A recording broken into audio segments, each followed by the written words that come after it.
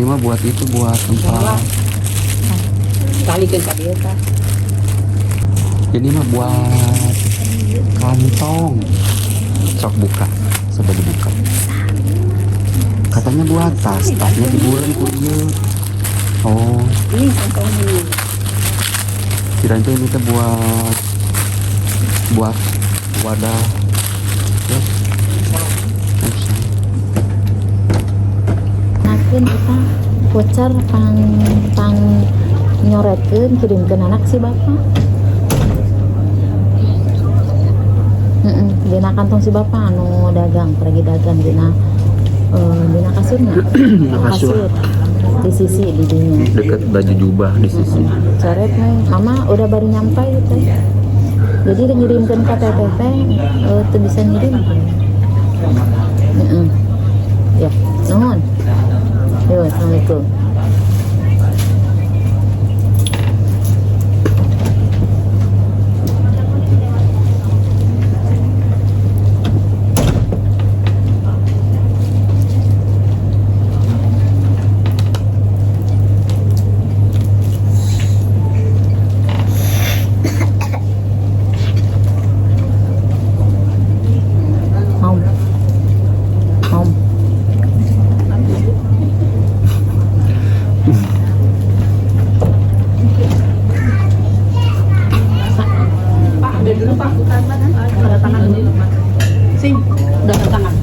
Wah, ada temennya. Asik. Ini punya udah ada isi misalnya.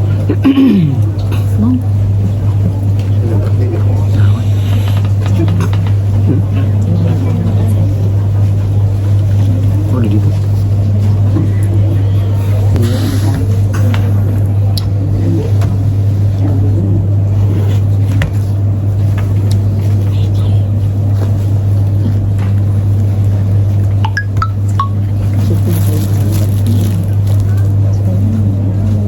Beda asup. Tuh kabila. Kamu asup kan?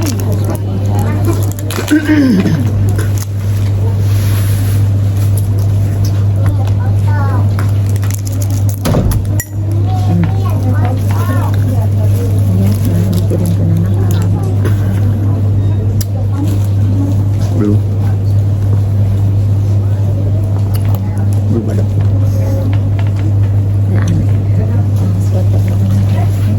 Oke, saya ada. Itu pun coba dong. Mau nanya Kata Sandina masuk. ke apa? Perkumahan. Ternyata kata Sandina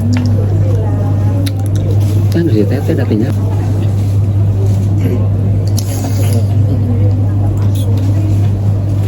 Segala lo pada ibu-ibu. Ibu-ibu silakan.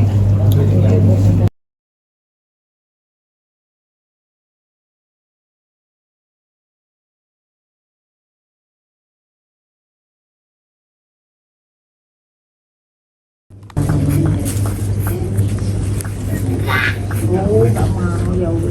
Suster aja kalau Aku sendirian, pinter. Nanti sama papa.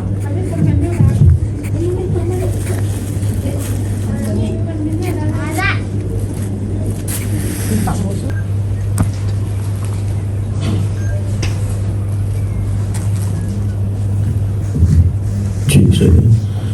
نستغفر الجلسة على من أصابنا صلى وعلى من أهله والصالحين على هذه النية وإلى حضرة النبي محمد صلى الله عليه وسلم قبل الفاتحة. أعوذ بالله من الشيطان الرجيم. بسم الله الرحمن الرحيم. الحمد لله رب العالمين الرحمن الرحيم مالك يوم الدين إياك نعبد وإياك نستعين اهدنا الصراط المستقيم صراط الذين أنعمت عليهم غير المغضوب عليهم ولا الضالين.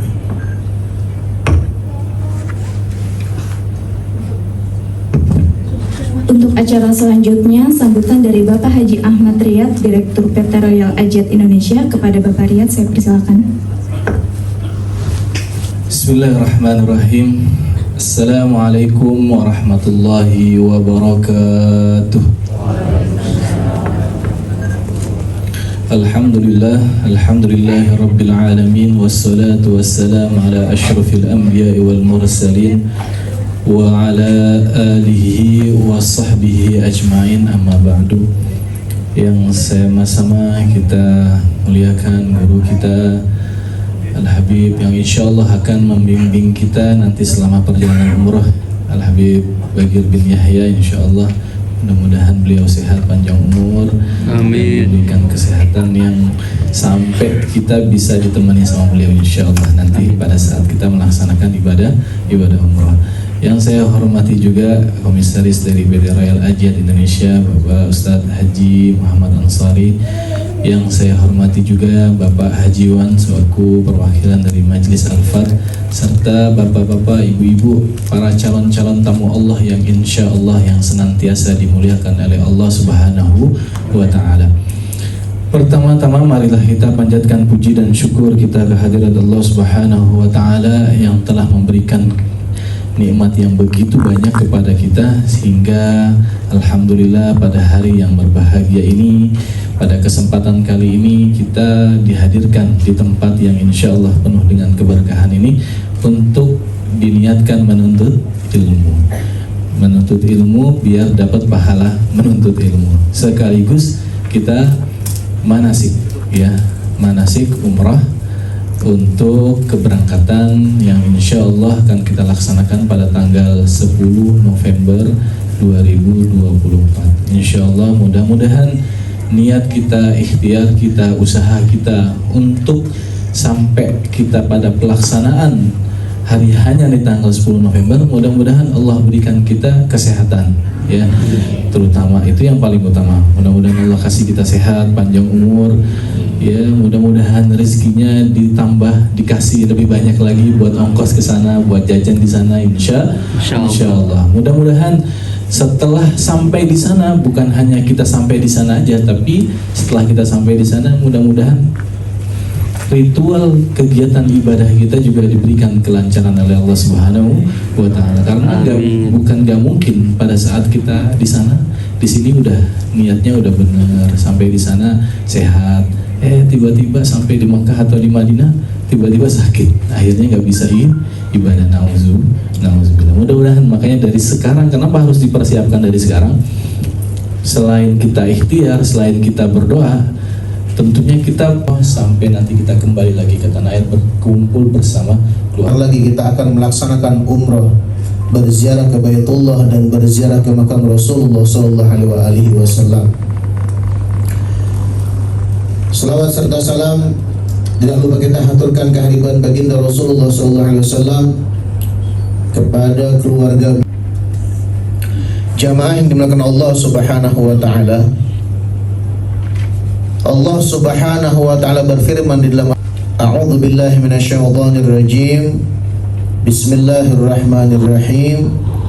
Wa atimmul hajja wal umrata lillah. Kata Allah Subhanahu wa Ta'ala dalam Al-Qur'an, sempurnakanlah haji dan umrah kalian lillah, semata-mata karena Allah. Sebenarnya apapun ibadahnya, kalau tidak didasari hanya mengharap ridha Allah, maka ibadah tersebut tidak ada nilainya di sisi Allah Subhanahu wa Ta'ala. Terlebih-lebih ibadah yang akan kita laksanakan, yaitu umrah, berziarah ke makam Rasulullah dan berziarah ke Baitullah. Ini harus didasari atas pengharapan dengan ridha Allah Subhanahu wa Ta'ala. Mohon maaf. Baik, semua ibadah, apapun ibadah yang akan kita lakukan, kalau tidak didasari hanya karena Allah, maka secara zahir ibadah tersebut sah di mata kita, tetapi di sisi Allah Subhanahu wa Ta'ala tidak ada nilainya. Maka dari itu, ini yang paling utama. Ketika kita ingin menjalankan ibadah, khususnya persiapkan batin kita, terlebih lagi untuk menghadap Allah Subhanahu wa Ta'ala. Kita ini akan menjadi tamunya Allah. Ini harus diperhatikan. Bapak Ibu hadirin yang dimuliakan Allah Subhanahu wa Ta'ala, ketika kita misalnya mendapat undangan dari orang yang lebih besar dari kita sedikit, misalnya bupati, ya, atau gubernur, apa yang harus kita persiapkan? tentunya semua pakaian terbaik yang akan kita persiapkan untuk menghadap orang terhormat tersebut. Betul apa tidak? Bagaimana kalau Allah Subhanahu wa ta'ala yang mengundang kita? Apa yang kita persiapkan? Sedangkan kita tahu Allah tidak memandang zahirnya seseorang. Allah hanya memandang hati-hati kita. Bagaimana persiapan kita menghadap Allah Subhanahu wa ta'ala. Semakin bagus hati kita, semakin kita persiapkan batin kita menghadap Allah, maka semakin besar nanti nilainya di sisi Allah Subhanahu wa ta'ala. Al-madad bigadril masyhad. Madad, pertolongan itu sekedar seukuran bagaimana kita membesarkan Allah. Sekedar separuh hati kita membesarkan Allah, maka itu juga yang kita dapat. Semakin besar pengagungan kita kepada Allah, semakin besar berkah dan ridho Allah akan menggapai diri kita. Jamaah yang dimuliakan Allah Subhanahu wa ta'ala, jadi dari sekarang kita harus mempersiapkan hati kita. Berniatlah dari sekarang, ya Allah, saya nanti sebentar lagi akan melaksanakan umroh dan berziarah ke Baitullah dan ke makam Rasulullah semata-mata hanya mencari dan menuntut keridhaan-Mu ya Allah. Dan ya Rasulullah, kami berziarah ke makamu hanya semata-mata mengharap syafaat-Mu kelak di yaumil qiyamah. Ya, tidak selain itu. Nah, kalau belanja nggak usah diniatkan Bu, pasti belanja. Orang mau ngomong punya duit tidak punya duit di sana pasti belanja. Ya. Nah, jadi diniatkan dari awal mempersiapkan diri kita untuk semata-mata hanya karena Allah Subhanahu wa ta'ala. Pada ngantuk nih ya. Udah sarapan belum Bu? Sebelum kita lanjutkan, marilah kita membaca talbiyah bareng-bareng biar semangat. Setuju? Setuju. Labbaik Allahumma labbaik.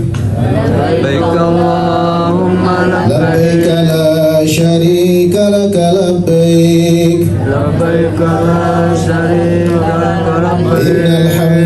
Innal hamda wan ni'mata laka wal mulk la syarika lak. Labbaik Allahumma labbaik.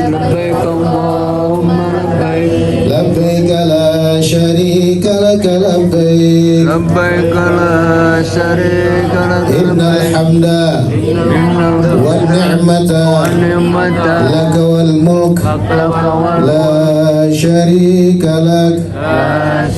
Labbaik Allahumma labbaik.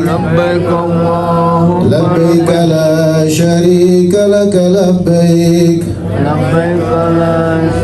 Innal hamda wan ni'mata laka wal mulk la syarika lak. Alhamdulillah. Udah gak ngantuk lagi Bu?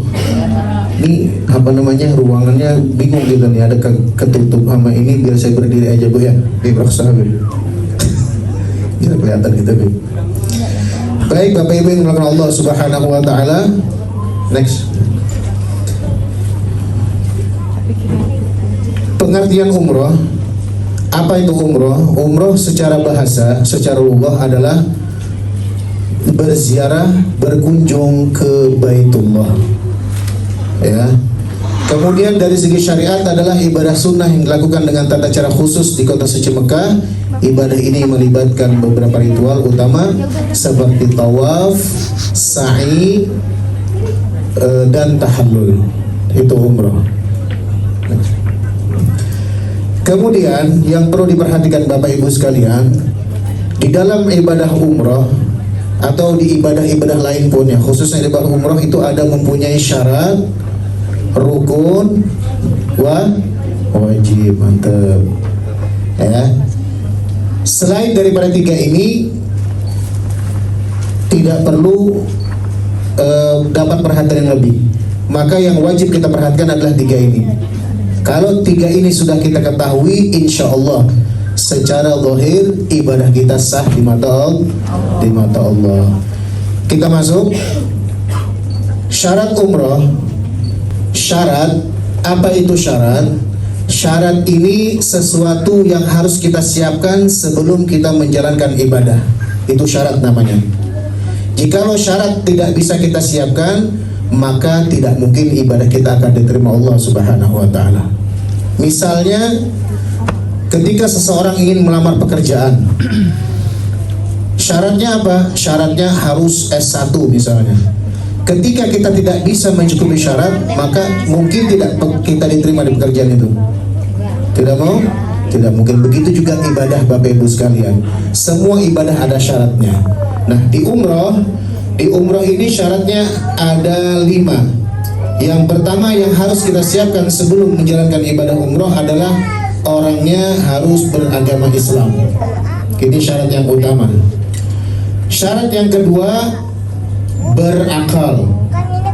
Artinya bisa membedakan yang mana yang baik, yang mana yang buruk. Bisa membedakan yang mana yang baik, yang mana yang buruk. Kemudian syaratnya harus baligh.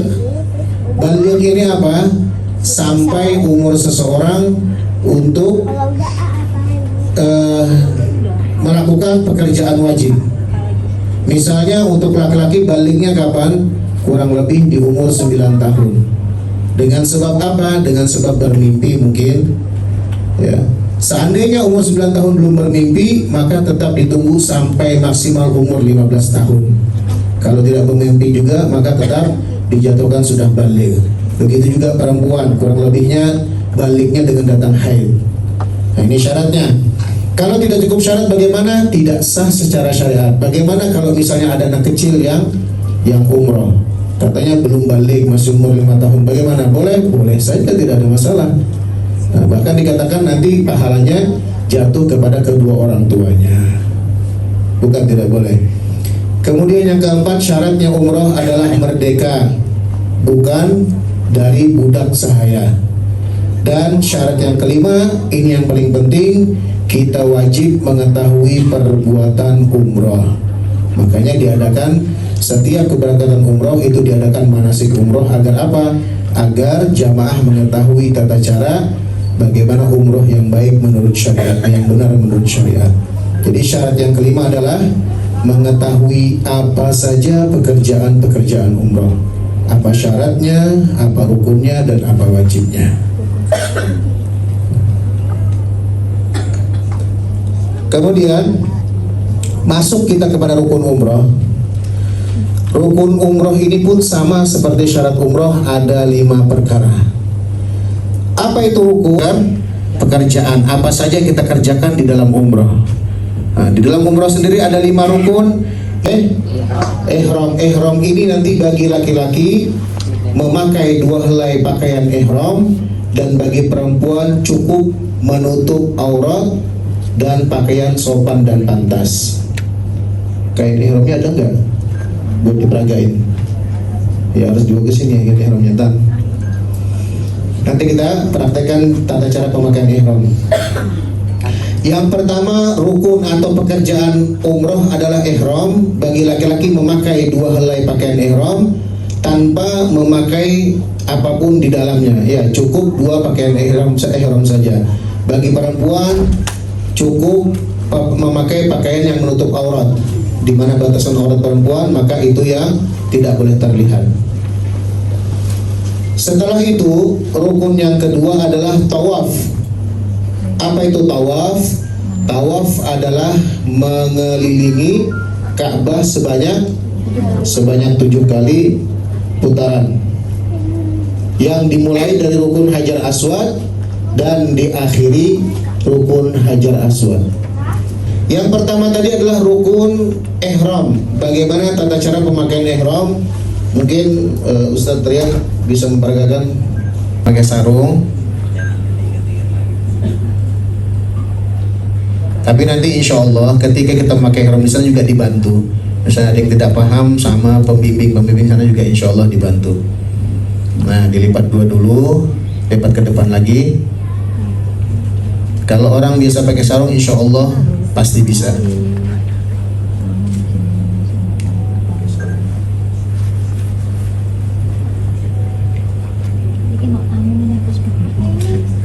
Nah, atasnya ditutup begini. Nanti ketika tawaf, maka sunnah dibuka sebelah kanan, bahu sebelah kanan. Nah.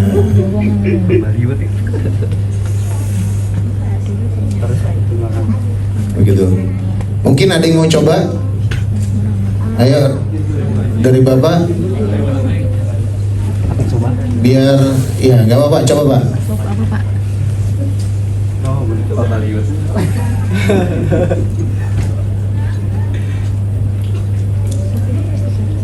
Sebelah sini ada yang mau coba? Apa?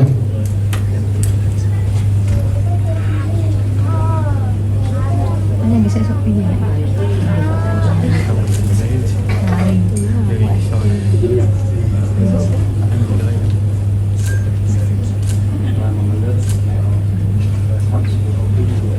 Ya kayak pakai sarung Pak. Kalau begini ini banyak cara memasang ihram ini banyak sebenarnya. Cuman saya rasa yang simpel tuh begini. Biar melangkahnya agak besar begini enak.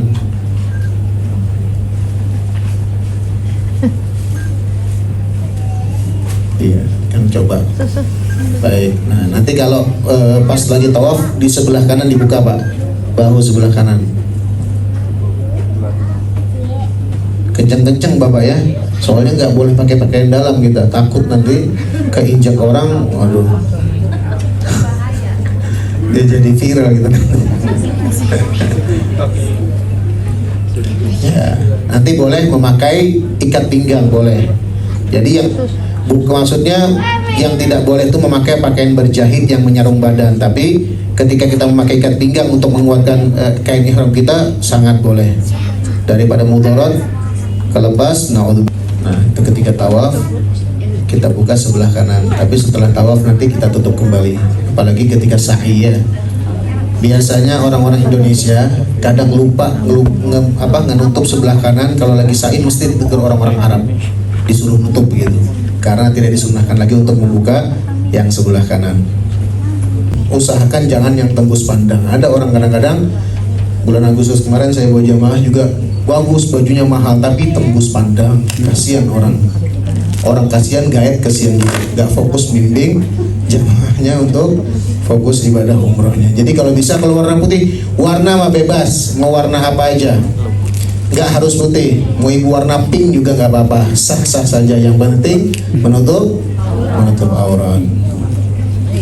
Kemudian setelah kita masuk ke rukun yang pertama, yaitu memakai ihram, yang kedua rukun atau pekerjaan daripada umroh adalah tawaf. Apa itu tawaf? Tawaf adalah mengelilingi Ka'bah sebanyak 7 kali putaran. Nanti diawali dari rukun Hajar Aswad. Coba lihat, perhatikan di layar itu ada tanda panah, itu rukun Hajar Aswad. Di mana rukun Hajar Aswad nanti yang paling banyak digerumunin orang itu rukun Hajar Aswad biasanya. Persis di samping pintu Ka'bah. Nah, nanti awal mula tawaf dari permulaan kita membetuli daripada sisi Hajar Aswad. 7 kali putaran. Bapak Ibu yang dirahmati Allah Subhanahu wa taala, adapun yang perlu diketahui, ibadah umroh ini adalah ibadah fi'liyah, bukan ibadah qauliyah. Artinya, ibadah umroh ini murni banyak pekerjaan fisik, bukan daripada yang wajib dibaca. Di dalam umroh, yang wajib dibaca hanya niat umroh sahaja, tidak yang lain. Jadi ketika kita umroh itu tidak ada bacaan yang wajib. Mengelilingi Ka'bah apa yang dibaca tidak ada yang wajib. Semua bacaan-bacaan sunnah. Khususnya bacaan yang sunnah nanti ketika kita memulai umroh, memulai tawaf itu dari rukun Hajar Aswad sampai ke makam Ibrahim itu yang disunahkan subhanallah walhamdulillah wala ilaha illallah wallahu akbar. Dan nanti yang disunahkan lagi setelah kita sampai rukun Yamani menuju ke rukun Hajar Aswad, Rabbana atina. Nah, insyaallah hafal semua itu. Doa apa namanya Bu? Orang Arab aja nggak tahu itu doa sapu jagat. Kita yang namain. Nah, jadi yang pertama, rukun yang kedua adalah tawaf. Tawaf itu mengelilingi Ka'bah dari rukun Hajar Aswad sampai ke rukun Hajar Aswad itu dihitung sekali. Apa yang dibaca? Kita sudah bagikan buku panduan ya. Mungkin bisa dilihat itu bacaannya di sana. Tapi ketika jamaah sambil tawaf sambil membuka buku panduan itu kadang nggak fokus juga. kadang bisa ketinggalan rombongan. Adapun ketika kita bisa mengikuti bacaan Ustadz, ya ikutin. Kalau tidak bisa, maka saran saya ketika kita melakukan tawaf, maka baca bacaan yang kita hafal saja, baca bacaan yang kita bisa saja. Walaupun bahasa Indonesia tidak ada masalah, malah menurut saya lebih baik seperti itu, karena kita mengerti apa yang kita minta kepada Allah Subhanahu wa Ta'ala. Kalau kita bahasa Arab nggak ngerti-ngerti juga, bingung kita mau minta apa. Bahkan baru-baru ini ada viral, itu lagi jamaah Indonesia lagi sa'i, nggak paham ini lagi ibadah, dianggap main-main ya, mungkin sama guide-nya atau sama temannya diajarin doa. Apa doanya yang mananya? Doanya yang artinya, ya Allah tambahkanlah istri saya. Begitu terus sepanjang dia sa'i diajarkan, karena ini orang tua nggak ngerti dia. Nah, kasihan dijadikan ibadah, dijadikan main-mainan begitu. Nah, jadi saran saya, ketika kita sudah tidak bisa mengikuti bacaan di buku, mungkin ribet atau tidak bisa mengikuti bacaan ustadznya, maka baca apa yang kita paham saja. Misalnya putaran pertama kita baca tasbih dulu, karena kita banyak hafal tasbih, subhanallah walhamdulillah wa la ilaha illallah wallahu akbar wa la hawla wa la quwwata illa billahil aliyil azim. Apalagi yang paham artinya, resapi dengan arti-artinya ya. Subhanallah, maha suci Allah, alhamdulillah, segala puji bagi Allah. Terus putar terus sampai nanti di rukun yamani. Ini ada tulisan rukun yamani. Di situ nanti disunahkan Rabbana atina fid dunya hasanah wa fil akhirati hasanah wa qina adzabannar. Nah, nanti sampai di rukun Hajar Aswad itu baru dihitung satu kali. Kemudian kita disunahkan mencium Hajar Aswad sebenarnya, tapi tidak mungkin karena orang banyak, maka disunahkan mengecup dengan tangan saja. Bismillahirrahmanirrahim. Kemudian sambung putaran kedua. Apa putaran kedua? Misalnya istighfar. Namanya kita di Indonesia banyak, namanya kita selama hidup banyak dosa, mungkin perbanyak istighfar. Astagfirullahaladzim, astagfirullahaladzim. Terus mutar sampai selesai putaran kedua. Setelah sampai rukun Hajar Aswad lagi, maka kita disunahkan ngecup Bismillahirrahmanirrahim, Allahu Akbar. Sambung lagi putaran ketiga. Apa yang kita baca? Mungkin kita bisa baca syahadat atau tahlil, la ilaha illallah, la ilaha illallah, atau salawat. Semua apa yang kita bisa kita baca. Ya, khususnya saya bilang tadi, kalau misalnya ada hajat-hajat kita, mumpung kita lagi di tanah haram, di depan Baitullah, di tempat yang mana ketika kita berdoa dikabulkan oleh Allah Subhanahu wa Ta'ala, di tempat mustajab. Jadi jangan pernah batasi doa kita. Jadi doa aja apa yang ada di yang ada di hati kita, apa hajat kita semua sampaikan kepada Allah. Misalnya kita lagi muter, lagi banyak hutang, misalnya, Allah bayarkan hutang saya, semoga dengan berkah umroh ini hutang saya cepat dibayarkan. Kemudian orang yang punya hutang cepat bisa bayar ke saya. Semua apapun doa yang kita panjatkan, insya Allah kita yakini akan dikabulkan Allah. Nah, terus putar selama 7 putaran, maka terakhir nanti sampai di rukun Hajar Aswad, kita sekali mengucapkan salam lagi, Bismillahirrahmanirrahim. Kemudian setelah 7 kali nanti ada pembimbing kita, ayo ibu bapak, ini udah selesai 7 putaran, dan harus yakin 7 putaran. Kemudian setelah 7 putaran kita mundur ke belakang, sholat sunnah 2 rakaat, sunnah tawaf, sholat sunnah tawaf. Sholat sunnah tawaf itu sebenarnya disunahkan di belakang makam Ibrahimnya gitu Pak, di belakang makam Ibrahim. Cuman tidak mungkin karena padatnya manusia, jadi kita jauh ditarik ke belakang sana. Yang penting bisa sholat di belakang 2 rakaat sholat sunnah tawaf. Setelah sunnah tawaf, kita disunahkan minum air zam-zam. Ya, nanti ada disiapkan orang zam-zam di belakang. Kemudian setelah kita tawaf, maka kita masuk ke rukun yang ketiga. Apa rukun ketiga? Yaitu sa'i. Sa'i ini adalah banyak 7 kali bolak-balik. Jadi nanti dari Bukit Sofa menuju ke Bukit Marwah dihitung sekali, kemudian dari Bukit Marwah ke Bukit Sofa dihitung 1 kali. Jadi 1 kali, startnya dari Bukit Sofa, finishnya ke Bukit Marwah. Nah, saya kemarin ada jamaah bulan September, orang tua ngilang, ditanya kemana, dia bilang saya sudah alhamdulillah 7 kali putaran. Dia bilang, ngomong sama ustadznya, 7 kali putaran gimana maksudnya Pak? 7 kali Bukit Sofa ke Marwah dihitung sekali, Bukit jadi 14 kali hitungannya dia. Saking tidak memperhatikan waktu manasik mungkinnya. Dia bilang capek nggak Pak? Capek ya, insya Allah ada pahalanya, gitu bilang.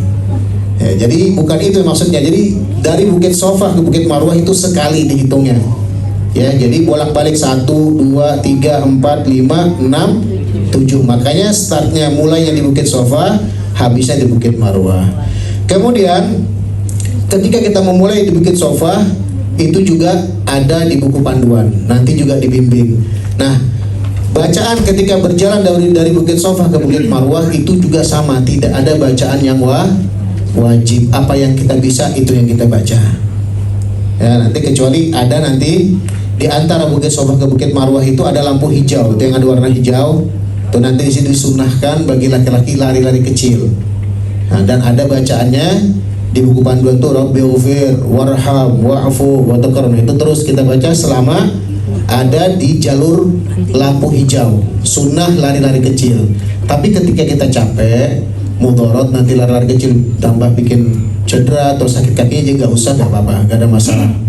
Sunnah ya, bukan wajib. Tapi kalau misalnya bisa, ya boleh lari-lari kecil.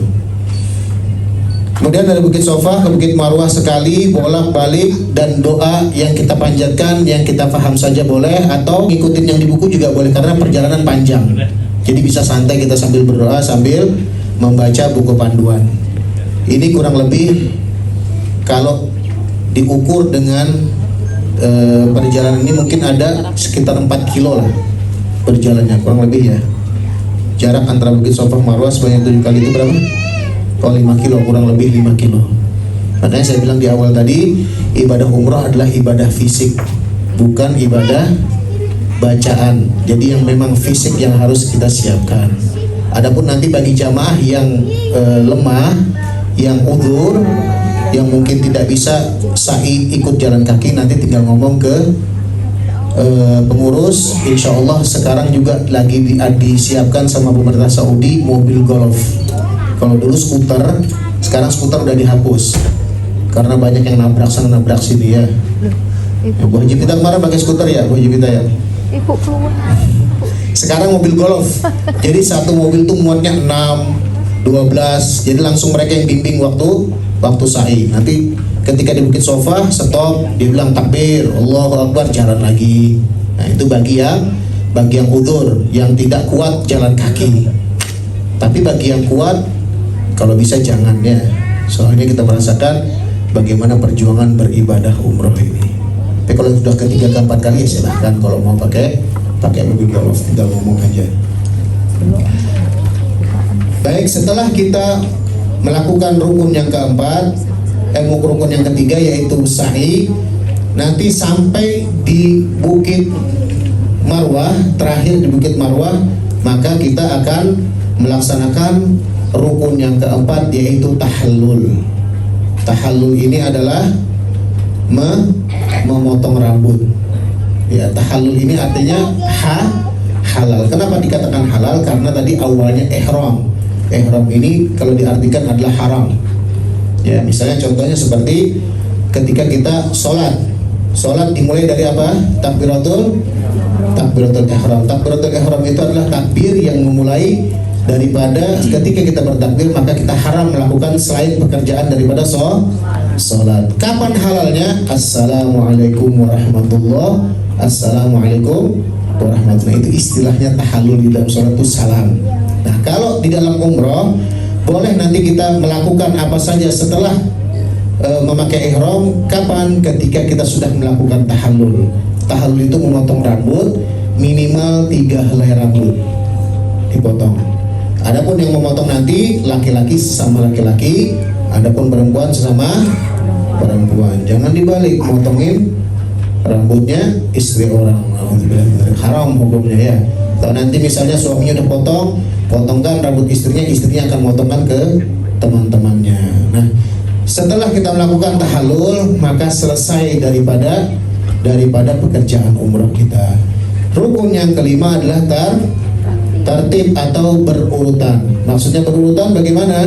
Yang pertama ihram, yang kedua tawaf, yang ketiga sa'i, yang keempat tahallul, dan yang kelima adalah tertib berurutan. Tidak boleh nanti ketika kita masuk masjid, wah ini Ka'bah lagi penuh, ayo kita sa'i aja dulu, nanti tawafnya belakangan. Gak boleh, gak sah ya. Wajib berurutan.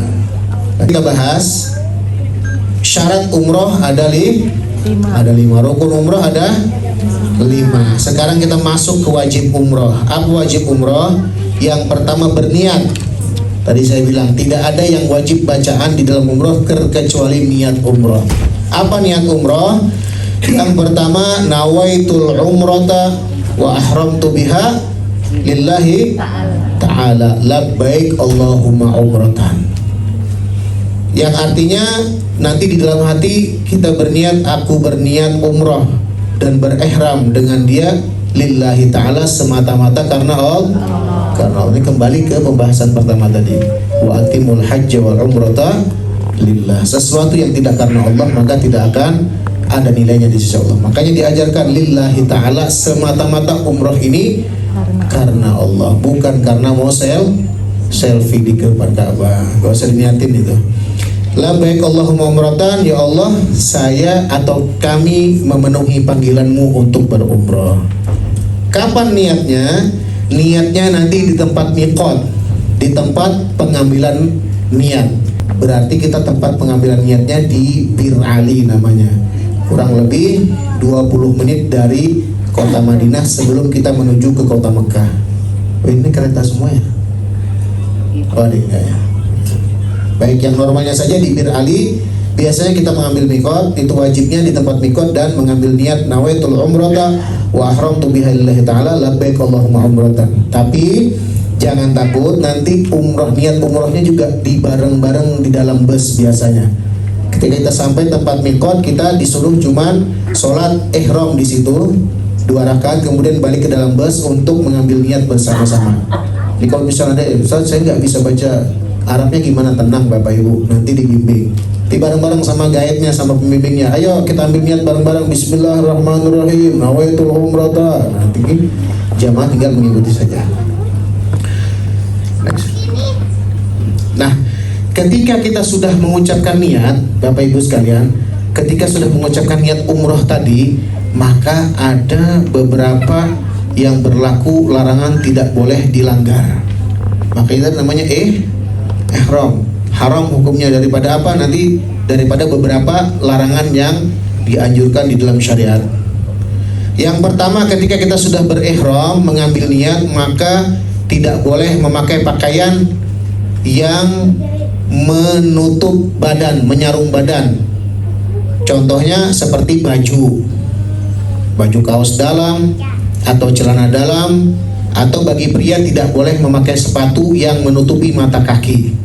Itu dianggap menyarung badan juga, menyarung kaki. Jadi ketika laki-laki lupa mengganti agar terlihat seperti sendal biasa begitu. Ini khusus bagi laki-laki, tidak boleh memakai pakaian yang menutup badan, termasuk kopiah atau peci. Ya, bagi laki-laki setelah memakai kain ihram tidak boleh menutupi kepala. Menutupnya dengan peci atau dengan kain ihram sendiri. Misalnya kita umroh di musim dingin, karena kedinginan kita tutup kepala dengan kain ihram, maka itu nanti ada sebenarnya kalau pelanggaran kecil bukan dam ya, dam itu pelanggaran besar. Dam itu artinya mengalirkan darah. Nah ini kayak bayar fidyah begitu. Pokoknya ada hukumannya lah. Ya, kalau yang pelanggaran ringan-ringan bukan menyembelih kambing. Tapi kalau orang banyak duitnya sembelih kambing juga nggak apa-apa. Nanti kambingnya kasih ke kita sate ya. Jadi bagi laki-laki tidak boleh menggunakan pakaian yang menutup badan, kopiah dan sepatu ketika sudah melafazkan niat umroh. Jadi ingat Bapak ya, jangan sampai. Tidak boleh bersarung tangan, menutup muka, cadar bagi wanita. Jadi nanti bagi wanita tidak boleh memakai sarung tangan yang full. Kalau biasanya sarung tangan umroh itu belakangnya saja ada, gitu ya. Atau kalau nggak mau ribet, kan batasan aurat perempuan adalah dari pergelangan tangan, make anu saja, apa namanya, manset. Ya, apalagi satunya tuh handsock, boleh. Ya, pakai pakaian yang sekira-kira ketika kita mengangkat tangan begini bagi perempuan tidak terlihat pergelangan tangannya. Jadi memang harus dan wajib memakai manset atau handsock. Karena kan nanti kita ketika ingin memulai daripada tawaf, kita mengangkat tangan Bismillahirrahmanirrahim agar tidak terlihat pergelangan tangannya dengan orang lain, maka usahakan memakai handsock atau manset ya, itu ya namanya ya. Nah, tapi tidak boleh memakai yang full. Kalau memakai full tidak boleh ya, tidak boleh menutup, tidak sah. Kemudian yang ketiga, tidak boleh ketika sudah mengambil niat memotong kuku atau mencukur atau mencabut rambut atau bulu-buluan yang ada di badan atau pepohonan ketika kita sudah melaksanakan niat umroh. Jadi tidak boleh memotong kuku, yang biasa mencabut kumis tidak boleh lagi, ya dijaga. Ketika, karena lumayan lama Bapak Ibu ya, kalau kita pakai bus, ketika kita sudah mengambil niat di Bir Ali itu perjalanan kurang lebih 5 jam menuju kota Mekah. Kemudian sesampainya di kota Mekah, kita biasanya istirahat sebentar, makan malam, baru melaksanakan umroh. Jadi lumayan kita harus menjaga ihram kita ini selama sampai kapan? Sampai nanti kita tahallul. Nah, biasanya kalau kita dari Madinah itu umrohnya habis Isya, selesainya bisa jam 12-an malam kurang lebih. Nah, jadi selama itu kita harus menjaga semaksimal mungkin jangan sampai melanggar larangan ihram. Baik, yang ketiga, yang keempat, tidak boleh berbicara tidak bagus, tidak boleh menggibah, tidak boleh membicarakan yang tidak baik. Kesimpulannya itu, ketika sudah mengambil niat, kita masuk di dalam bis, maka perbanyaklah talbiyah. Ya, perbanyak talbiyah, perbanyak zikir, perbanyak salawat kepada Rasulullah SAW. Jadi perbanyak ibadah karena kita dalam perjalanan menuju Baitul dan kita dalam keadaan berihram. Insya Allah doa-doa dan zikir kita diijabah oleh Allah Subhanahu Wa Taala. Jadi perbanyak zikir, perbanyak talbiyah. Kalau ada yang ngajak ngomong tidak penting, gak usah. Nanti dulu kita lagi dalam keadaan ihram. Sayang kita jauh-jauh datang ke sini untuk beribadah, malah gosipin orang. Kemudian selanjutnya, tidak boleh mencaci, bertengkar atau mengucap kata-kata kotor, sama tadi. Makanya saya bilang perbanyak zikir agar tidak terjatuh di dalam omongan-omongan yang sia-sia. Atau mending tidur sekalian ya, jangan ngomong. Terjaga daripada omongan yang tidak baik. Yang selanjutnya, tidak boleh menutup muka dengan cadar. Perempuan ketika mengambil ihram miqat, maka dilarang menutup mukanya. Makanya sebagian orang-orang Arab, mungkin ada yang membolehkan mereka menutup muka pakai besi agar tidak terkena wajahnya. Ada khusus topinya itu agar tidak terkena muka. Kemudian memburu, menganiaya atau membunuh binatang dengan cara apapun kecuali binatang yang membahayakan boleh dibunuh. Maka tidak boleh ketika kita pakai ihram membunuh binatang apapun. Ya, kalau sengaja kita nginjak semut, mampus kau ini, nggak boleh itu. Atau membunuh binatang tidak boleh. Bahkan kata guru-guru kita sebahagian yang jarang kita sadari adalah kadang-kadang kita dalam keadaan berihram kan tuh banyak tuh burung-burung yang di Masjidil Haram. Ada nggak tuh lihat video-video burung-burung, orang lagi buru-burung di video begitu kan ya, perempuan-perempuan. Nah, ketika berpakaian ihram jangan sampai ikut memburu-buru seperti itu. Kata guru-guru kita sebenarnya itu termasuk memburu-buru binatang. Gak boleh ya. Biar dia mau makan, belum mau kasih makan aja. Jangan ikut yang kayak video-video viral itu, salah itu. Kemudian tidak boleh menikah atau menikahkan ketika kita dalam keadaan berihram. Itu kalau dalam keadaan berihram. Kalau sudah tahallul boleh-boleh saja, tidak ada masalah. Mungkin ada orang yang ingin menikah mengambil berkah di depan Ka'bah, ya boleh, gak ada masalah. Tapi dalam keadaan tidak berihram. Baik, kita singkat, kita lanjut. Tidak boleh menutup kepala yang melakukan melekat seperti topi, peci dan sorban bagi laki-laki. Dan yang terakhir yang tidak boleh ketika kita sudah melafazkan niat adalah memakai wangi-wangi wangi-wangian itu tidak boleh ketika sudah melafazkan niat. Ingat, tapi ketika kita sebelum melafazkan niat, nanti dari hotel Madinah, sebelum kita keluar dari hotel Madinah, maka bagi laki-laki sunnah memakai pakaian yang wangi-wangian, sunnah. Nah, nanti bagi laki-laki yang penting wangi-wanginya jangan di kain ihramnya ya, di badan saja. Biar satu botol gak ada masalah, bagus lagi. Ya soalnya perjalanan kita jauh.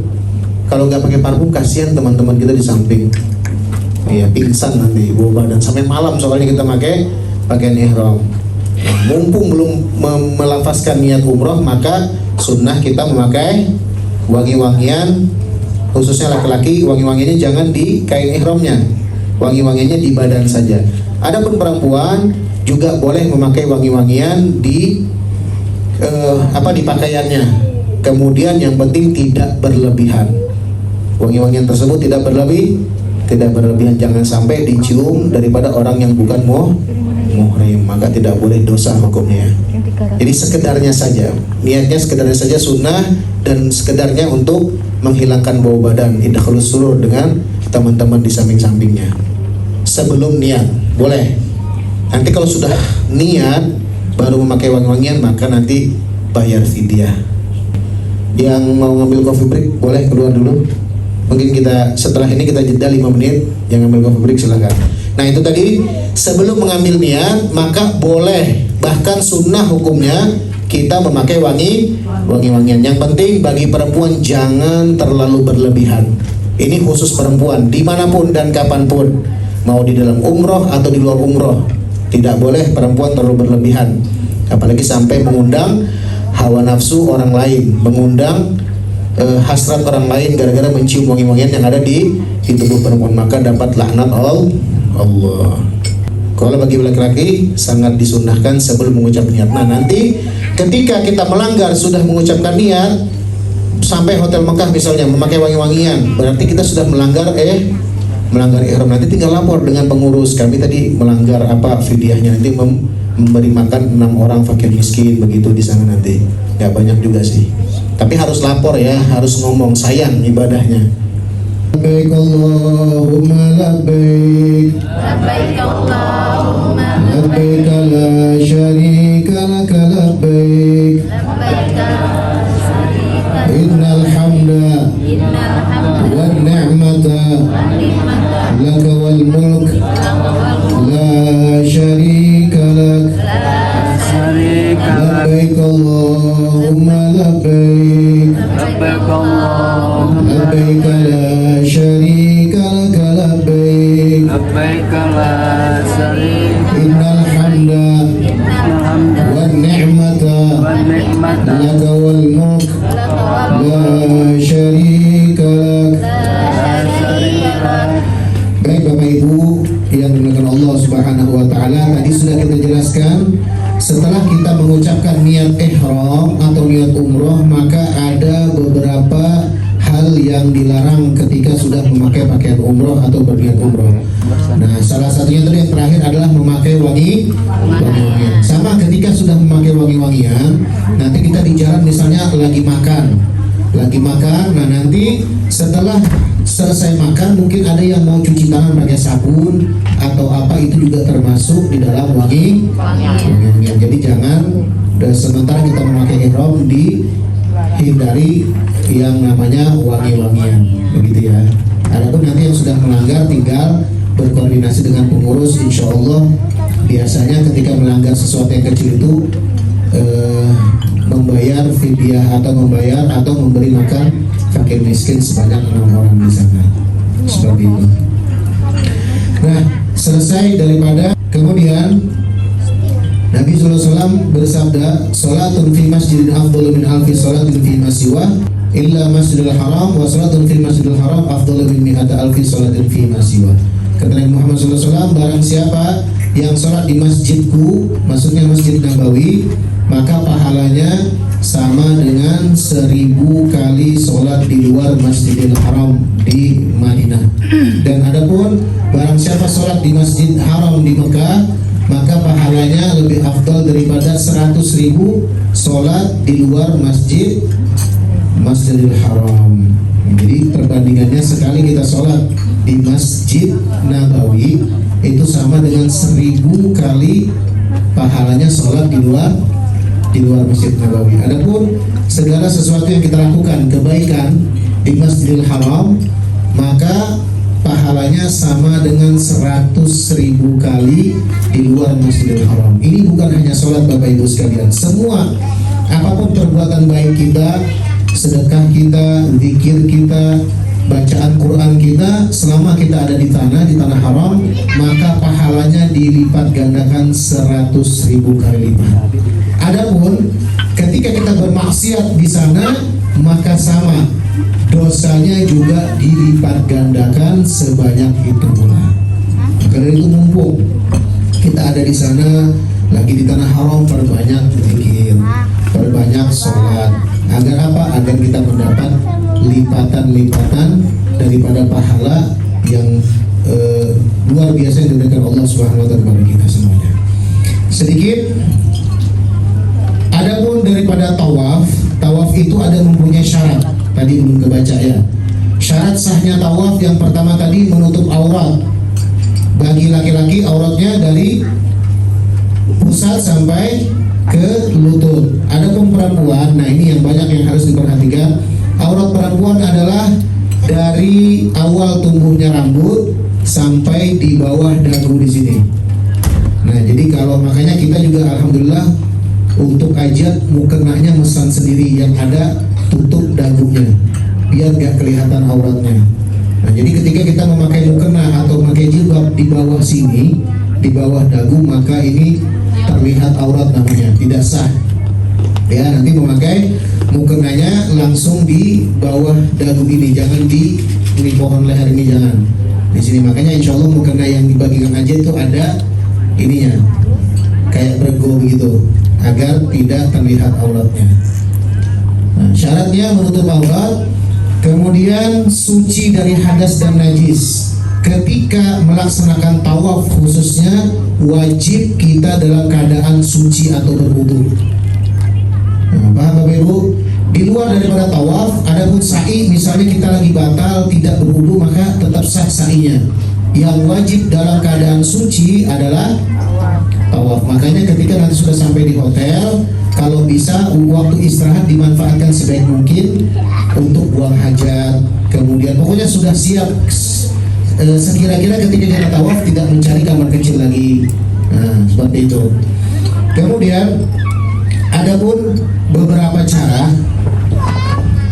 masalah bersucinya, masalah bersuci di sana, kata guru-guru kita tidak usah kita berpindah bertaklid ke Imam Malik, karena di dalam mazhab Imam Syafi'i pun ada yang membolehkan bersentuhan itu tidak batal hukumnya asalkan jangan dengan sengaja. Nanti kan kita ketika tawaf itu pasti sedikit banyaknya bersentuhan dengan orang lain, laki-laki, perempuan, laki-laki itu bersentuhan pasti. Nah, yang penting tidak disengaja dan tidak dengan hawa nafsu. Misalnya kalau kita tersentuh aja sudah. Kita tetap fokus untuk tawaf, tidak memperdulikan masalah itu. Tapi ketika kita sengaja menyentuhkan kita dengan orang lain, maka itu batal hukumnya. Ya. Nah, itu paling penting. Kemudian ini juga sangat penting, kita wajib menjadikan Ka'bah sebelah kiri kita. Jadi bahu kiri ini tidak boleh berpaling dari Ka'bah selama kita tawaf. Kalau ada satu putaran saja yang bahu kiri kita tidak menghadap kiblat, tidak menghadap Ka'bah, maka putaran tersebut tidak sah dihitungnya. Misalnya kita lagi tawaf di bismillah walhamdulillah wala ilaha illallah, ada kejadian apa-apa di belakang kita bolak-balik muter-muter begini misalnya, nah ini batal putaran tawaf kita, tawaf batal putarannya saja ya. Jadi ketika putaran ketiga kita berbalik-balik begitu, maka kita wajib mengulangi putaran tersebut. Atau caranya boleh tidak mengulangi semua, kita mundur satu langkah dari kita berbalik tadi. Misalnya kita mundur satu langkah begini, baru kita maju lagi. Nah, itu boleh. Paham Bapak Ibu? Artinya apa? Artinya selama kita tawaf, kita wajib menjaga bahu kiri kita agar selalu mengarah ke kiblat. Nah, ketika kita tawaf, tolong fokus, jangan ngurusin urusan orang lain. Yang tawaf aja, jangan gimana sih ini ya, si itu kok nggak kelihatan sih si ini. Nah, akhirnya tidak fokus kita tawaf, maka syaratnya pun terlanggar seperti itu. Jadi usahakan ketika kita tawaf, maka jaga tetap bahu kita agar selalu di sebelah kiri Ka'bah. Kalau tidak sah putaran tersebut. Nah, seperti itu. Kemudian tawaf itu harus berada di dalam Masjidil Haram, tidak ada tujuan lain selain tawaf, dan niat tawaf itu ada ketika kita tawaf sunnah. Tapi kalau kita tawaf pas lagi umroh, maka tidak disunahkan, tidak diharuskan berniat, karena tadi kita sudah niat di awal, niat umroh. Adapun nanti ketika ibu ingin tawaf sunnah, misalnya lagi kosong kegiatan nggak ada, maka perbanyak tawaf, mumpung kita di Masjidil Haram. Kapan lagi kita mau tawaf? Di Indonesia nggak ada Ka'bah masalahnya ya. Jadi perbanyak tawaf. Maka ketika kita ingin memulai tawaf, sama kayak tawaf umroh, dari mulai rukun Hajar Aswad 7 putaran diakhiri dari rukun Hajar Aswad. Bedanya kalau tawaf sunnah nggak pakai sa'i, ya tawaf aja. Nah itu apa? Pakai niat. Niatnya bagaimana? Bahasa Indonesia saja. Ketika ingin memulai tawaf, aku niat tawaf 7 putaran sunnah karena Allah, cukup. Nah seperti itu. Kalau bisa sih perbanyak tawaf Bapak Ibu ya. Kalau lagi fit aja badan, sehat, mumpung ada di tanah haram, perbanyak tawaf. Pekerjaan yang sangat luar biasa pahalanya di Allah Subhanahu wa taala. Seperti itu beberapa syarat yang harus diperhatikan ketika kita tawaf.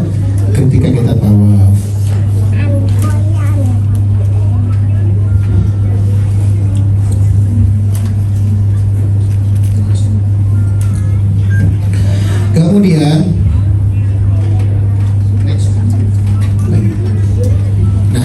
Bapak Ibu nanti ketika ada di tanah haram Mekah maupun Madinah, setelah kita sholat wajib, biasanya itu setiap sholat wajib 5 waktu, biasanya hampir setiap 5 waktu ada namanya sholat mayit di sana. Biasanya itu ada yang bilangnya teriak as-sholatul mayyit rahimakumullah, dia bilang. Nah itu biasanya sholat mayit itu ya. Kalau kita hafal, kalau di Mekah tuh sebelah kanan tuh ada tempat mayit biasanya disusun ya, jamaah umroh atau orang lain seperti itu. Kalau bisa setiap kita mayit itu dikatakan barang siapa yang menyaksikan dan menyolatkan maka baginya mendapat pahala 1 qirot. Nah, lalu ditanya barang siapa yang menyaksikan dan memakamkan maka dapat 2 qirot. 1 qirot itu sebesar apa pahalanya? 1 qirot itu sebesar gunung Uhud. Nah nanti ibu bapak kita ziarah ngelewatin gunung Uhud ya, nanti di syuhada Uhud kita stop di situ ziarah ke makam para syuhada, kita melihat sebesar apa gunung Uhud itu. Nah orang yang mengikuti sholat mayit di tanah haram itu pahalanya 1 kali sholat mayit adalah 1 qirot pahalanya, 1 gunung Uhud. Maka sayang sekali kalau kita tidak ikut. Jadi usahakan setiap 5 waktu kalau ada sholat mayit ikut. Nah nanti kalau yang nggak paham belajar caranya. Adapun niatnya usolli ala hadzal mayyit 4 takbiratin fardhu kifayah ma'muman lillahi ta'ala, atau bahasa Indonesianya saja ikutin ya, aku sembahyang mayit 4 takbir fardu kifayah karena Allah, makmuman karena Allah, di dalam hati saja. Kalau yang enggak sempat menghafal bahasa Arabnya boleh. Atau aku sembahyang atas mayit 4 takbir fardu kifayah makmuman karena Allah, membaca makmum karena Allah. Apa bacaannya? Semua isinya doa. Jadi sholat mayit ini tidak pakai ruku Bapak Ibu, cuman 4 kali takbir saja, nggak capek kok, tapi pahalanya besar sebesar gunung Uhud. Yang pertama, ketika takbir pertama membaca Al-Fatihah saja ya, Al-Fatihah Bismillahirrahmanirrahim Alhamdulillahirabbil alamin sampai waladhdallin amin. Baru takbir kedua Allahu Akbar. Setelah takbir kedua apa? Baca sholawat Allahumma sholli ala Sayyidina Muhammad, cukup. Itu saja bacaan yang kedua. Kalau mau panjang seperti tasyahud akhir Allahumma sholli ala Muhammad sama kama sholli ala Sayyidina Ibrahim, itu boleh. Kalau mau yang pendek-pendek aja itu cukup dah. Allahumma sholli ala Sayyidina Muhammad. Itu bacaan takbir yang kedua. Bacaan takbir yang ketiga, takbir lagi Allahu Akbar. Apa bacaannya? Allahumma ghufir lahu kalau sendirian. Tapi biasanya itu mayat pasti banyak ya. Allahumma ghufir lahu warhamhum wa'afi wa'afu anhum. Udah. Dan takbir yang ketiga Doanya Allahumma la tahrimna ajrahum wa la taftina ba'dahum waghfir lana wa lahum. Nah, usahakan kalau bisa dihafalin ini, sayang. Fadilahnya sangat-sangat besar. Kapan lagi kita dapat satu kali ibadah dapat pahala sebesar gunung Uhud. Hari pertama insya Allah kita akan berangkat tanggal 10 November 2024. Hari pertama hari Ahad